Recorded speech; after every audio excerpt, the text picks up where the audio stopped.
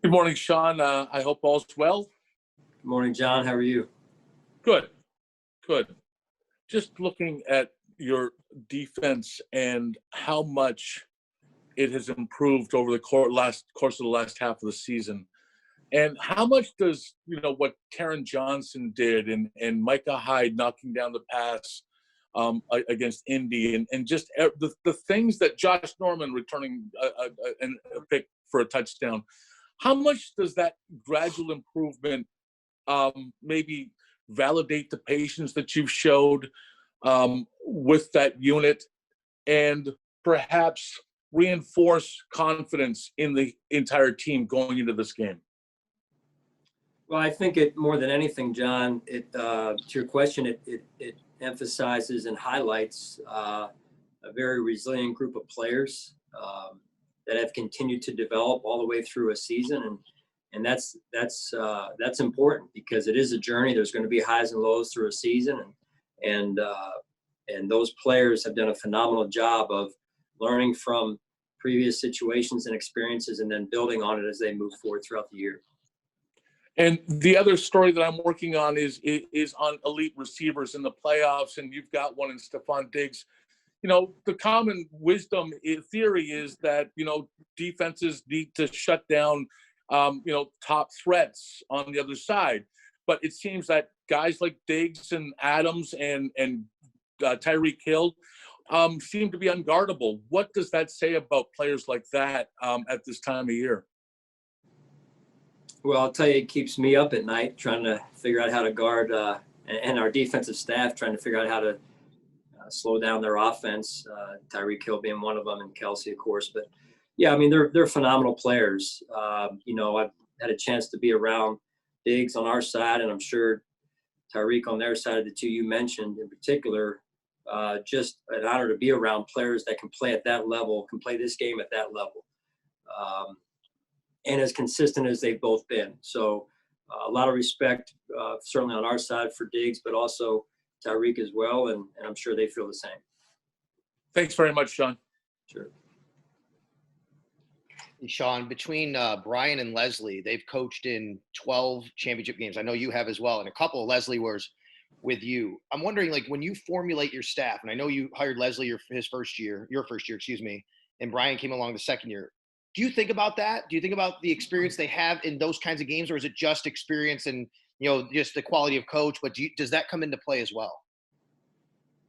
Well, being around winning programs, outside of being good people and those types of things that you look for, being around winning programs and being in those environments, being in those games, to your point, I think all of that breeds quality experience, and so that's all good to have this time of year, but it also helps you get to where we are now. So when you've been around what winning looks like, smells like, so on and so forth, I think that's a good foundation to come from.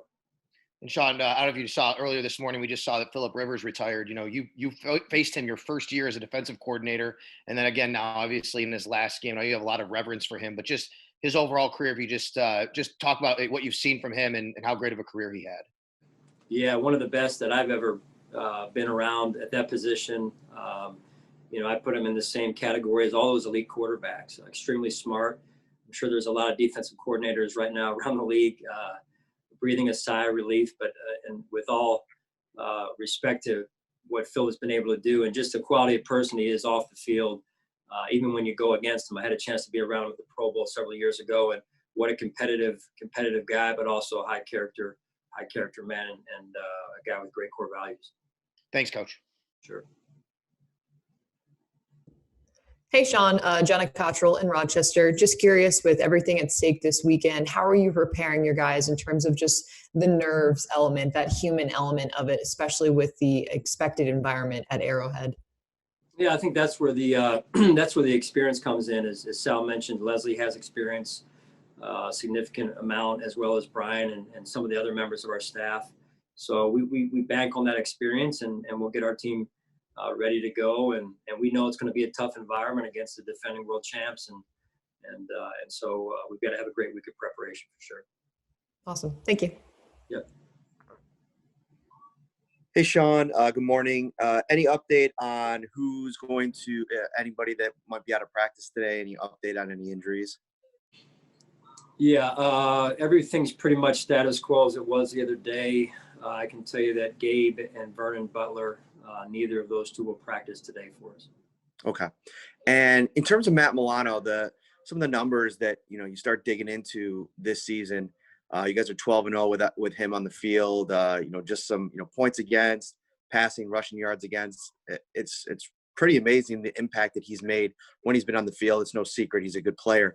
But if you could, in your own words, put it, what does he mean to this defense, and how well has he been playing, particularly as he's gotten healthier here the last few weeks?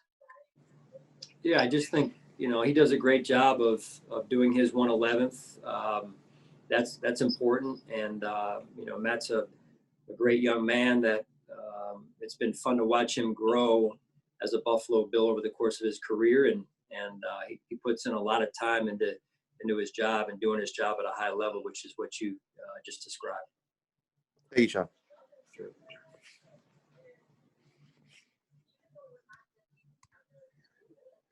Hey, Sean, Josh Reid here. Can you hear me okay? Yep, got you, Josh. Okay. Question for you. Have you had a chance to speak with Star Lotulelei at all during the season or recently? Obviously, I know he's a guy that was very close to you when you brought him in. Yeah, we've stayed in touch here and there throughout the season. Obviously, I'm sure with his situation, he's tending to his family and himself out there, and we're obviously tied up here as well. But we've stayed in touch throughout the season, yes. The Jerry Hughes, a couple of sacks in the last game against the Ravens, 3 sacks a couple of playoff games ago. What is it about him that just seems to really flip the switch and the spotlight's the brightest? Well, he's a competitive guy, and he's worked and worked at it a long time to get himself and this organization to where we are now. And so I think he's hungry and he's one of our leaders. And so I think he is, to your point, he's playing at a high level and he seems extremely hungry to take a new step each week, which is good to have. Thank you, Sean. Appreciate it. Yep. Hey, Sean, it's Jay with the Buffalo News. You mentioned earlier guys like Tyreek Hill and the weapons Kansas City has of keeping you up at night, but having a guy like Tre'Davious, does that let you rest just a little bit easier knowing that you've got a bona fide number 1 cornerback who you can feel pretty good about the matchup going into a week? Yeah, I mean, listen, good players make all coaches look a lot better than we are, right? And I think that's the case, and extremely grateful to have Tre'Davious here, and I think Brandon did a great job with Tre'Davious' agent getting a deal done. This is why you do what you do with a corner like that, and so I really appreciate what he's been able to do for us, and not only on the field, but the energy he brings off the field as well is phenomenal.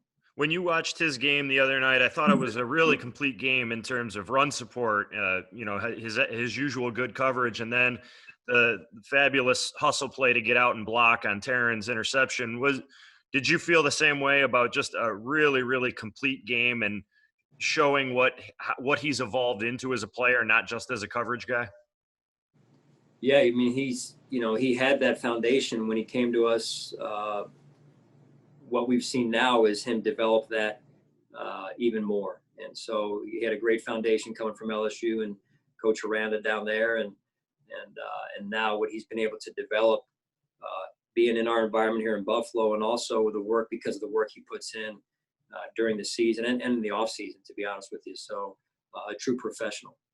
Thank you.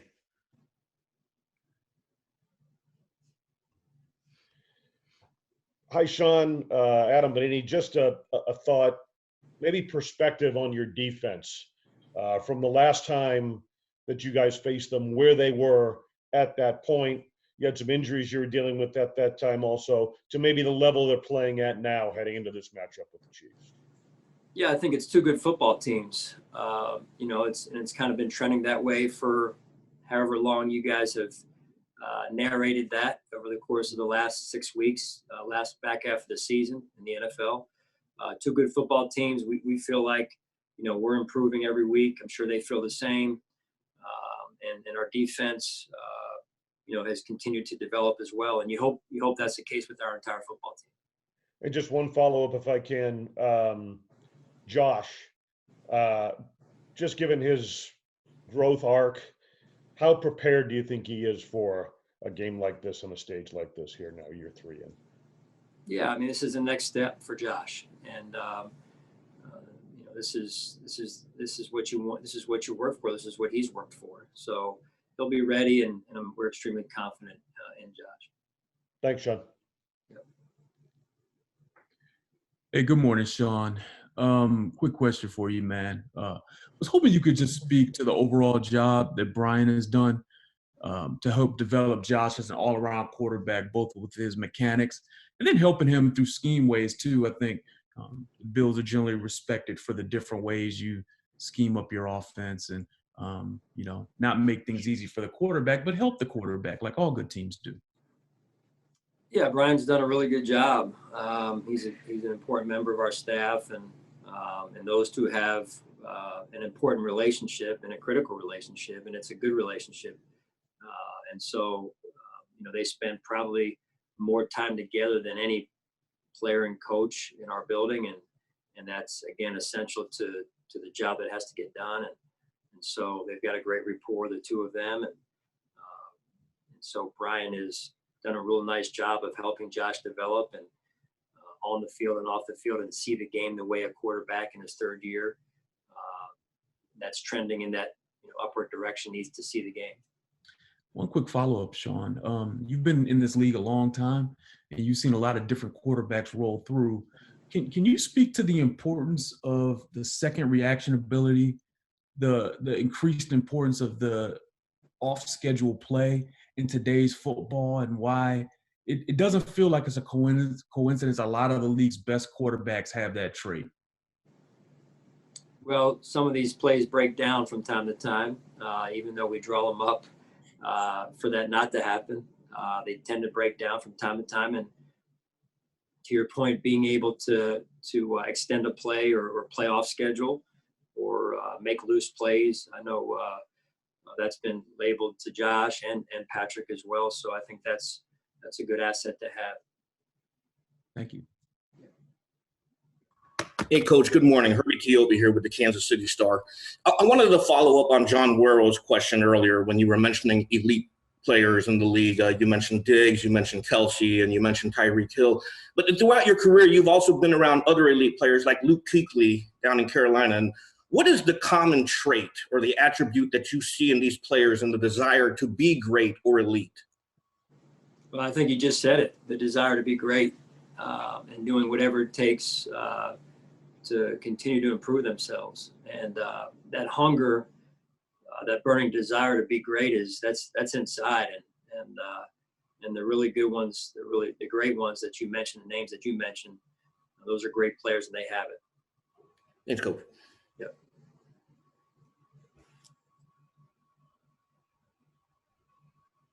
Yep. Coach, good morning. Question about playing a team a second time in the season. Divisionally, I know you do it, but some of the nuances that are there comes up in this situation, right, with the playoffs.